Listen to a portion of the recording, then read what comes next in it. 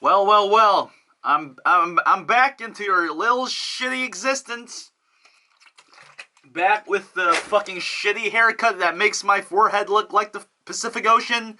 Back with the bad acne that makes me look like a weeaboo. Back from the crying spell depression that I had last week with the fucking crying in the bed with listening to with me listening to the first three Mazzy Star records and the soundtrack to Valerie and her Week of Wonders. Back at it again with really shitty movie reviews. Arrival. It finally came to Korea. I have been waiting for this movie for far too long. I love this director. I love Amy Adams, and sure, Jeremy Renner's okay. So, and from what I've heard, I was just hearing so many good things about it. Like, oh, it's finally another movie about language and the mystery of the unknown, and it's not just about people fighting and aliens killing people. Finally, it's about communication. And I'm just like, I guess we kind of missed that shit in the recent years of sci-fi. You know, when you look at the really famous movies, the really big titles when it comes to aliens and human beings, just like it's just literal, pure contact and attempt at communication. When you think about those movies, they're very far apart. Close Encounters of the Third Kind, 1997's Contact, and maybe like a couple of handful of them in the middle somewhere. It's a very rare form of sci-fi, mostly because when we think of the unknown and when we think of certain things that are bigger, that are different, the first emotion that we get is fear. So movie directors and producers usually kind of go with that. They make the aliens scarier. They make the spaceships scarier. They make the unknown seem extremely uncontrollable and unapproachable, which makes it scarier. But in this case, in these kinds of movies, the point is to make the whole thing seem like an approach. It's a slow, calm process of approaching and communicating. And Arrival, to a certain extent, does it perfectly, except for the movie's not perfect. I'm just gonna say this. What it's trying to do, it's perfect at. But as a film, there's a small flaw, and I'll mention it later on. But here's the thing. I do really appreciate the fact that the film's finally, just another movie about just contact and language and the mystery of the unknown. I like the fact that the aliens are very, they're literal aliens. They're not humanoids. They don't look like human beings. They don't just have two legs. They have 7 legs. Their body is terribly misproportioned. Is terribly portioned. It's like if you chop off an arm and if it just walks around on its own, but it just has 7 fingers. That's what the aliens look like. It's abstract, and that just makes it more surreal. And it calmly just shows the process and the reaction of the world and the people who are involved with this process of communication and the emotional weight of this whole situation. And to a certain extent, the wondrous element of this alien form and this whole situation overall. It makes the idea of extraterrestrial beings more special than, just giant killer monsters.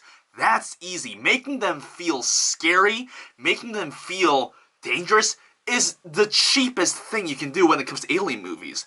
But to make them approachable and almost human, when they don't even look human, that's hard. And this movie actually does that.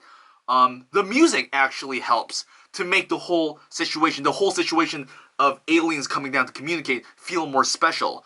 Because usually the music is only used when they actually go up to the alien ship, when they actually communicate with them, or when they explain the process of the communication between the aliens and the humans. That's the only point in the film where they use the music, whether it's like this really creepy drony, choir-esque drone sound, or sometimes it's just soothing ambience. And like I said, it's drone music and ambient music. 2 genres of music that are insanely inhuman. You can easily use these two genres and make a more surreal atmosphere, a more alien-ish atmosphere, and the film does it extremely well. It's also able to make the whole situation seem more real by referencing other countries, on a deeper level. They talk more about obviously the film's more about the communication between the human beings and the aliens, but they also make sure to reference the fact that it's not just America that's trying to communicate with these aliens. They actually get help from other countries. It's not just showing footages of other countries reacting to this alien ship. They actually reference the fact that other language teams in other countries give them advice on how to do this. They give them codes. At a certain point in the movie, there's a country that actually makes the language of the aliens into mathematical equations, which makes them actually form their own sentences. It helps the main characters create their own sentences with the language of the aliens. So it makes sure to make the whole thing feel very realistic by showing the team effort. Louise, the main character played by Amy Adams, is not the only person who solves the whole ordeal, which is usually the case with most movies. Even in Contact, it's mostly Jodie Foster who's doing the whole job. In most alien movies, it's that one main character who solves everything, who finds out everything. But in this movie, Louise is as human as everybody else. Yes, she's good at learning about languages, but everybody else helps her, and with the help of others, she finds the answer. It's not like she's this godlike being. Ian, the Jeremy Renner character, helps as well. Other countries help. It realistically portrays team effort, which is something that's insanely missing in these science fiction movies. Yet the film somehow, I don't know how, but I have an idea of it, somehow the film actually makes the whole thing feel more personal. Despite showing how the world is working and how the world's reacting to these aliens, it really focuses on Louise. And despite the scope that it portrays, somehow it's still about Louise. They still, successfully focus on how she's feeling and how she's thinking about all of this and how it's affecting her and how it's all from her perspective. And, silent shots of Louise just outside the field, taking a breather, or intimate close-ups of her and her daughter, or, muted colors to emphasize grief, or maybe fear, or maybe just this sense of mundaneness in her real life in the beginning of the movie. The look of the film and the way the story is told feels personal. The way it all affects Louise makes it all the more personal. It feels more... what's the right word here? It feels more intimate. It's a very intimate film somehow. Despite having this giant alien ship in the background, it's an intimate movie. Which obviously affects the acting. I'll say this right away.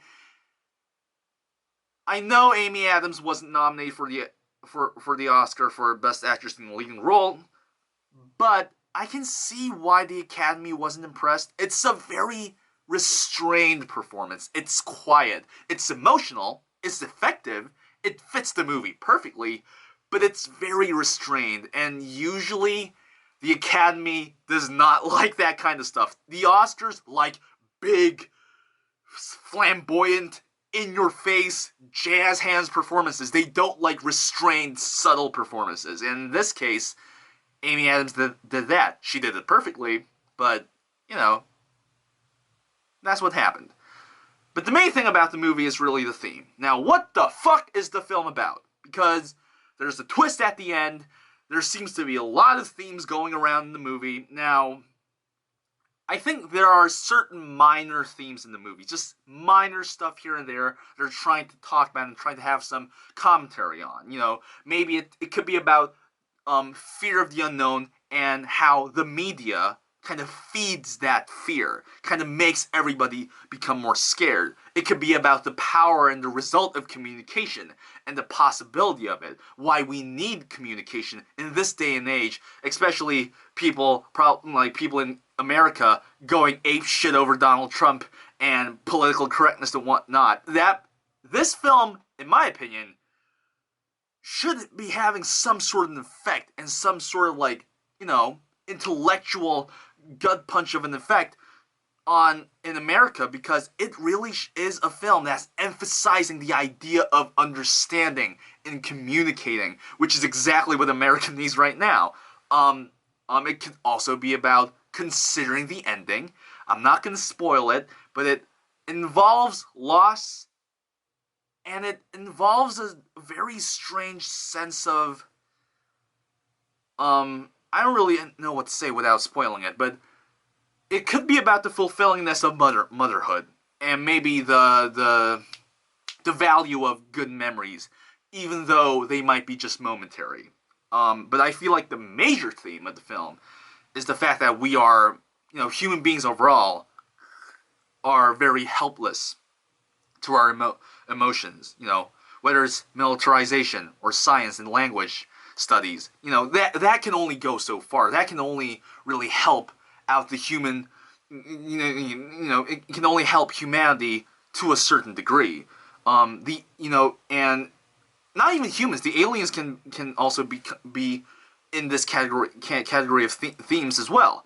The aliens mention about death. The soldiers fear for their family. The soldiers fear for themselves. Louise knows what's gonna happen to her at the end of the movie. She knows certain answers, but she follows her emotions despite her logic, despite knowing the tragedy that'll kind of come to her at the end. And in most of the movie, emotion really triumphs logic. It emphasizes the fact that we are emotional beings. And if we kind of further the theme, it could also be about the fact that despite knowing the answers in life, or answers of the future, or knowing what would happen to us, or knowing what would happen to humanity, or whatever, even despite knowing these kinds of major things and major hints and keys and passwords to for us to go towards a better path, we are still helpless in not only in our mortality, but to our emotions. We still follow what feels right, what feels like something that's more happier or more positive, even just for a moment. We become illogical people. We become we become emotional animals. And I feel like the film is just trying to say that we are not in control of everything logically. Not everything can be solved with logic. Which can also be a commentary on... I feel like the film is very political to a certain extent. If you can easily see this in a very political context. It could be about the value of emotions and the value of logic as well. The logic part really comes with the communication aspect of the movie. The emotional part would be what happens at the end, what happens to the main characters and how they feel and how the film looks overall. The film really has this great idea and this great conversation about logic and emotion and how it works and when it's valuable and when it's in use. I think it's really good. I think Arrival's really good. The one flaw in the movie is that, well, not really one flaw, it's like a multiple flaws in just one category. I would say that there are certain lines, just certain lines in the movie that kinda irk me. There's this line at the end where, Amy Adams asks Jeremy Renner about, what would you do if you knew what was going to happen to you in the future? If you can see everything that's going to happen to you, what would you do? And Jeremy Renner's like, I would probably, say what I feel more directly. But you know what? I thought it was about these aliens, the reason I came here.